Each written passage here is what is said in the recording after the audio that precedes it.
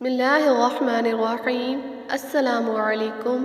Welcome to my channel and please subscribe my channel. मछली सिर्फ Gaza नहीं, दवा भी है।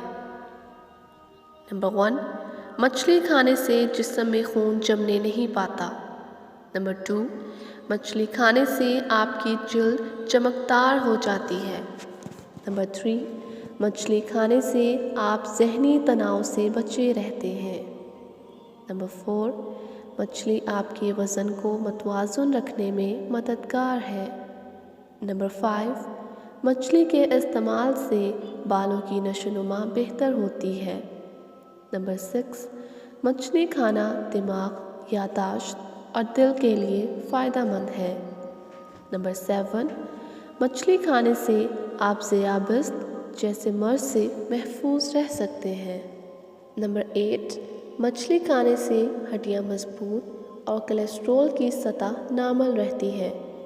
नंबर 9, मछली प्रोटीन और विटामिन डी के हसूल का बेहतरीन ज़रिया है और ये दोनों ब्लड प्रेशर की शरह कम करने में मददगार साबित होते हैं।